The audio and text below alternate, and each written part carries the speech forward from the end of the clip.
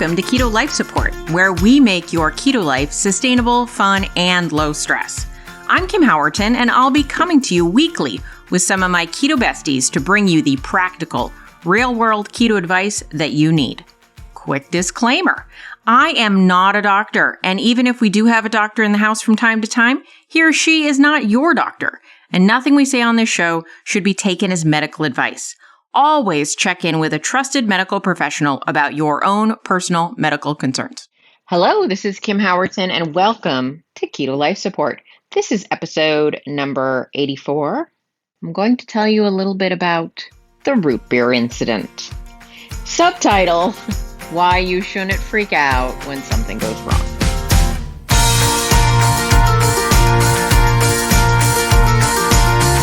Okay, so some of you may have heard about this on my live, but a few weeks ago, I was hanging out at my parents' house, and just a little backstory. Growing up, my mom always kept some diet soda in the fridge. And by some, I mean obscene quantities. We always had full access to as much diet soda as we wanted to. It was just one of those things that my family did. We never, ever had full sugared sodas in the fridge. That can probably tell you something about the diet culture going on in our house. But there was never any restriction on the diet sodas. So when I grew up, I was kind of what I call a Diet Coke addict. I drank Diet Coke all the time. And then shortly after going keto, I started to question whether Diet Coke was a great thing. Yes, I stayed on the Diet Coke through my initial keto phase. And then I eventually kind of phased it out. Now, will I have a Diet Coke very occasionally these days? Sure. Usually at a restaurant, I don't buy it for my house. Sometimes I think that sounds like a good idea. And invariably, I'm like, that was nowhere near as good as I thought it was. So I don't keep Diet Coke in my house. I don't have it on the regular. I do keep Zevia in my house because I've developed a real liking for a 50-50 kind of sparkling water, grapefruit Zevia mixer. And so those are my go-to these days. And I prefer it so much more than my previous habits of Diet Coke. I just feel better. I don't know. It might be a placebo thing. I just like them. So I'm all about what I like if it seems like an equal or better choice. So I was over at my mom's house a couple weeks ago, and I opened up the fridge, and there was a root beer. She loves diet root beer. She usually has a diet root beer in the fridge. Now, my mom is literally like not a huge soda drinker either, but she'll have like a bottle or two of them in the fridge. So if she wants like a half a glass, she'll have that. So there's always a bottle of diet root beer in the fridge, not Diet Coke, diet root beer. I'm switching poisons here. And every once in a while, I think, diet root beer sounds good. And actually these days, I think probably the diet root beer tastes better than the Diet Coke to me. By the way, Diet Coke, not Coke Zero. Just to clarify, there are definitely teams on that one. Although I guess, I don't know, I'm really on either team these days, but I'm definitely not on Coke Zero team. I cannot stand that stuff. It tastes just like regular Coke, which to me tastes putrid. Anyway, I digress. But in my mom's fridge, there is usually a diet root beer or two. So I opened up the fridge, grabbed the diet root beer, drank the diet root beer, suddenly looked at the bottle of diet root beer and realized it was not diet root beer. It was just root beer. Saw my mom and I was like, why do you have regular root beer in the fridge, Mom? And she's like, I don't have regular root beer in the fridge. I was like, yeah, you do. She's like, oh. And I looked at the bottle. She looked at the bottle and we were like, this bottle looks just like the regular one. So she was fooled and I was fooled. But, it's my own fault. I did not carefully look at the bottle. I made an assumption because all she ever bought was diet root beer that it would be a diet root beer. And that was a mistake. So I made a mistake. It was an honest mistake. I didn't drink it thinking, I'm going to pretend this is diet, even though it's not. I legitimately, but it wasn't until I finished the bottle and a few minutes later glanced at the bottle to say, well, that's interesting. Why does this have 270 calories when the bottle was turned around so I could see the nutrition panel at that point? Hadn't looked at it carefully enough. So I made a mistake. What is absolutely 100% a mistake, right? Not on purpose, not a choice. I don't like the word cheat. I like the word choice. And in the aftermath, I had a few choice words. I was not pleased. Felt like a real waste. I certainly didn't get any more satisfaction or fulfillment from it than I would have from a diet root beer.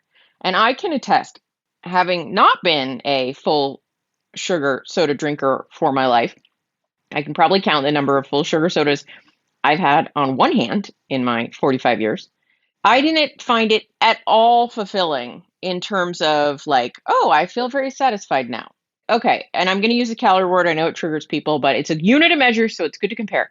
If I had a piece of candy or cake, so very high in sugar, similar, but also had some fat in it, that was 270 calories, I can interpret, I can guess, I can imagine that I would have found that very tasty and in some manner fulfilling. And I would have gotten some degree of satiety from it, even though it was very high in sugar, just a very different experience. But a soda, wow, I honestly did not feel any more satisfied. Like my hunger, now I wasn't hungry at the time, it was in the afternoon. I wasn't hungry when I drank it, started drinking it. I wasn't less hungry or more hungry after I drank it. It was a nothing. And I felt very let down by the whole experience. Now, I'm bringing this up, one, to say we all make mistakes now and again, things happen. Two, some of you will probably say, well, this is why I don't drink and I don't eat, right? Like, this is why I X, Y, Z, and fill in the blank. And yes, processed foods are a bit of a minefield, and you must be careful when you pick up a bottle or you eat something that somebody else makes you. You know, you enter into a bit more of the unknown because you haven't taken fresh, raw ingredients, put them together in your own way, and have complete control over that. But the reality is, a diet soda here and there, in my opinion, in my boundaries, is something I'm totally okay with. And so, since I get to define my boundaries and you get to define your boundaries, and Sheila and Joe and Susan and so on all get to define their boundaries, I'm telling this tale so that people can either identify or not. But I thought it should be told not so much for the cautionary tale, although there is that. Make sure you check your labels. I say it all the time. I think it all the time. In this instance, I made an assumption, and you know what they say about assuming. Makes an ass out of you. So that was a small lesson, the small, easy lesson. Be more careful about checking the label, even if you think you know what it says. Because sometimes they change formulas. Like sometimes you like, oh yeah, that product, I know how many carbs and this and that it has. And then you read the label a while later and you're like, that is not what I thought, because they've reformulated it. So either just to make sure you're not making a mistake and have picked up the wrong product, or B, to make sure they haven't changed the formula, check the label. But the bigger lesson I want to talk about is not beating yourself up about making mistakes. So when I made this mistake, I did, like I said, was a little irritated and angry. And I mean, anger is probably a too far a word, highly irritated.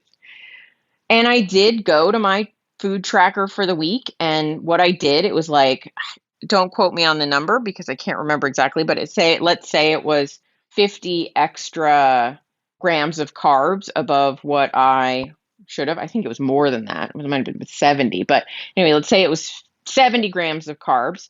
What I did for the next 7 days is I put in 10 less carbs into, well, what I actually did was I entered 1/7 of a soda over 7 days. So I basically took those grams of carbs away from the next week, spread over the whole week, right?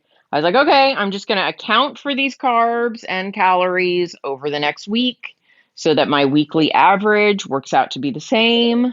Was that a necessary step? No, but I was like, okay, well, what could I do to mitigate this mistake? Well, the first one is that I could do that. I could just account for it over the next week.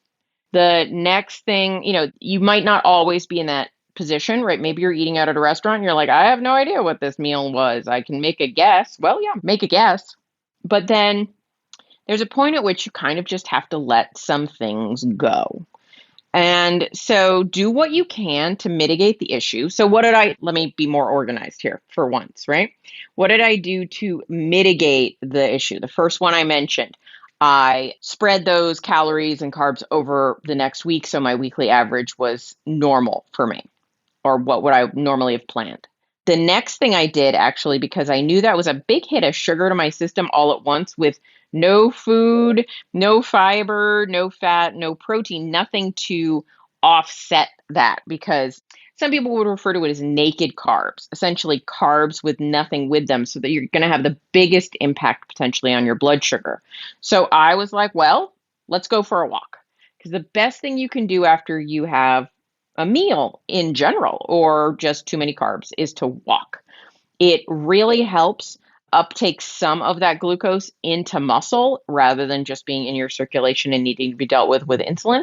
And it also just, you've got an immediate energy source and you should use it. So I went for a nice brisk walk. I didn't like run. I didn't do crazy workout. I just went for a nice walk. I'm not into like no pain, no gain. I was just like, well, what could I do here? I could go for a walk. So I did. I went for like a 45-minute walk. And then I felt fine. When I mentioned this issue on a live, people were like, oh gosh, did you feel terrible? Was your blood sugar all messed up? No, my blood sugar went up for sure, but it was not crazy. It came back down. I didn't feel any distress. I didn't feel terrible. I didn't feel jittery. I didn't get a headache. I'm insulin sensitive for the most part. So, we exist on a spectrum between insulin resistant and insulin sensitive. They're opposite directions. And over the years of keto, I've been able to heal a lot of my metabolic damage so that I'm now a much more insulin sensitive person than I used to be. It's a continuum. So I'm not like perfect. I don't have the highest insulin response in the world that ever existed. I don't even know if I want that. If I were more athletic, that would definitely be the case. That would be even more insulin sensitive.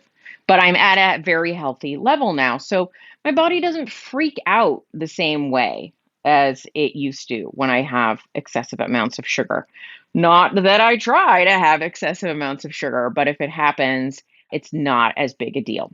And so that might be different for you. And so what somebody else might need to do to mitigate the issue is going to depend, right? But for the most part, almost everyone after a dose of sugar can benefit from drinking a glass of water. That's the other thing I did. So there were three things: drinking a glass of water, going for a walk, and then later in the day, I recalculated my macros for the week.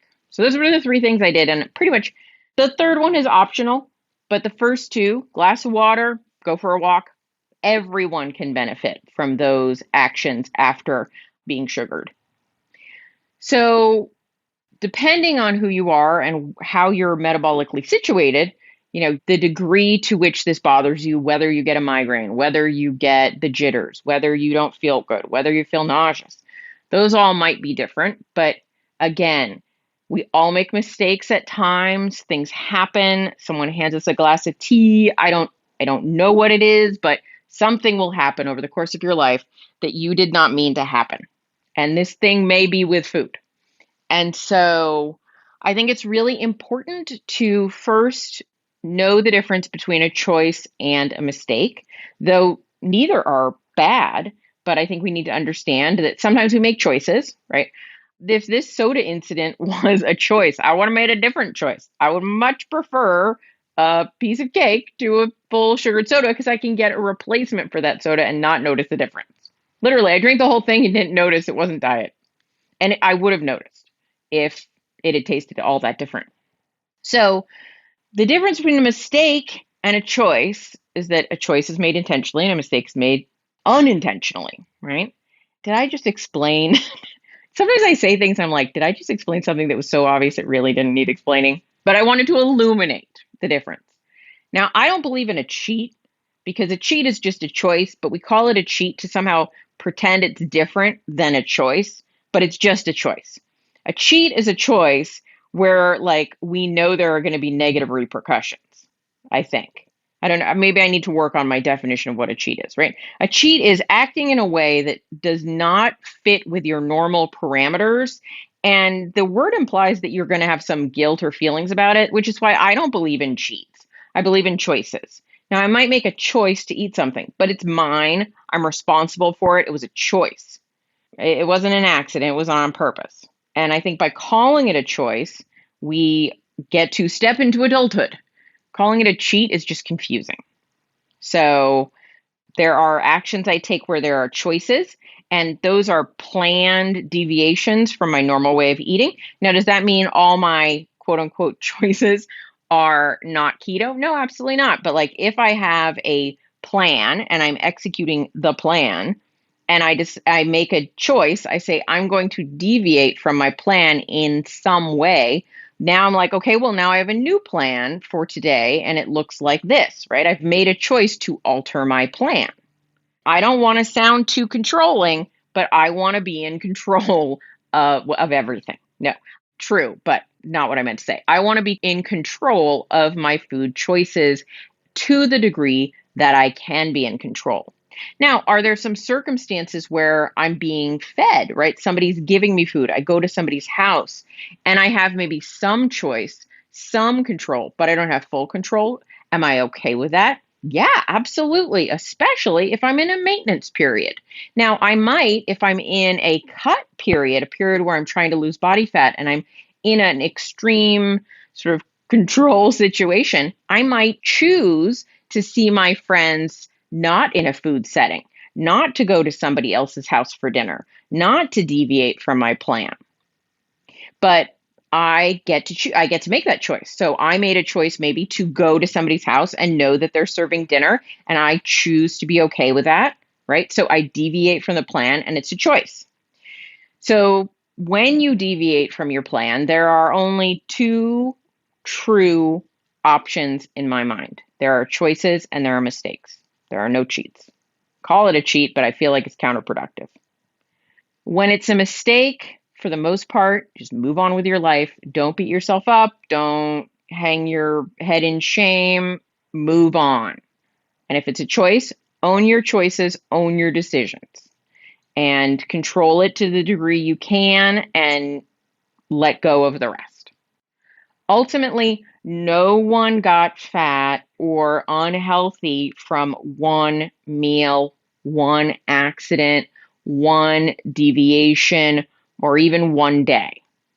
You cannot undo days and weeks and years of progress in a meal, an incident, a day.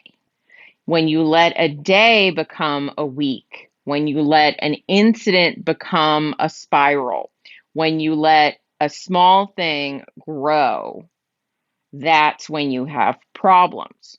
So, one of the things that happens to many, many people is they experience a mistake or a choice and they don't own that choice and they don't accept the consequences or repercussions of that choice. They go into victim, they go into blame, they go into perpetrator. So it's crazy. You're both the victim and the abuser. You're the abusee and the abuser in this situation. You're both things. And you spiral and you let that mistake, you say to yourself, oh, well, I already had the root beer. I might as well have the cake and the potatoes and the French fries. And I'm going to stop for pizza and I'm going to X, Y, Z, and so on and so forth, right? It's like you got a paper cut, so you cut your arm off. No, like don't do that. Deal with a paper cut, no biggie. Don't let yourself compound a mistake or a choice with piling on to that. And we do that. We do that so often because we moralize our food. We turn it into a good person, bad person debate. We say to ourselves, oh, I did X, Y, or Z. I might as well do Y, Z, or X. No. Limit the mistake, mitigate the damage, stop the bleeding, and move on in a way that you want, that you've planned, that you've thought about. So I wanted to come to you because it is the holiday season. As I'm recording this, we had just had Thanksgiving and we're on our way to Christmas. And generally speaking, what I see happen a lot is we go into Thanksgiving with a lot of optimism, thinking that everything's going to be just fine and I don't have to worry about it. And you even maybe you like plated your dinner for Thanksgiving and it was like all keto and all good stuff. But then as you were like cleaning up and putting things in Tupperware, you had a little bite of the stuffing and then you had like half of a roll. And then, I really want to try that pie. And so suddenly you're like, well, what did I just do? And then the next day there are leftovers. And so you think, oh, well, a little bit of this is fine. And why don't I do a little bit of that? And it's totally okay. And once the leftovers are gone, I won't keep coming, except then Susie keeps bringing cookies to the office every week. you're just going to nibble one. And hey, it's only this period between now and Christmas. And like before you know it, it's going to be January and you're going to be up 20 pounds and you're going to be like, what the F has happened? Right. So I wanted to put this out right now to say, like, if it's a mistake, no biggie. You made a mistake. Move on. Did you make a choice that in hindsight wasn't the best choice and you don't want to continue on that same road, on that same path? Make a new decision. Change your course. You can course correct when you've only slightly slipped. Don't wait until after Christmas to get your ship righted. Now, some of you might be like, I don't know what you're talking about. I have not done anything wrong. And I was like, nobody's done anything wrong. There's not a moral issue. But know that if you're not acting in a way that you know will get the results that you are aiming for, you're going to have to change the path, at least the trajectory, just slightly. So there's no good person, bad person. There's just daily choices, and those choices take us one step closer to what we're looking for in outcomes or one step away. And it's what you do after that, because one step leads to 10, leads to 20, leads to a mile down the road, and so on. So make sure if you slip off the path, you're right back on it. No biggie, move on, next. So I hope this was helpful for you. And if you feel like you need more help come January, I want you to know that my program Keto Unstuck will be starting up January 3rd. So if you're interested in that, check it out on my website. You're welcome to enroll at any time until then, because make a commitment to the future that you want if that's going to be helpful for you. Not for everybody, not everybody needs it, but if you need it, it's there for you. So I hope you have a fabulous week, and I will talk to you soon. Thank you so much for joining us for this episode of Keto Life Support. Want more information? Want show notes? Want to suggest a topic? Just head over to ketolifesupport.com. That's where all that kind of thing can go on. By the way, I have a request. If you could go to your podcast host and hit subscribe, we would really, really appreciate it. And what would be even more awesome is if you could write a review. And what would be even more awesome than that is if you could write like a really flattering review. Just asking, you do you. All right. So thanks so much for joining us. I'm thrilled that you're part of the Keto fam. Talk to you soon. Bye-bye.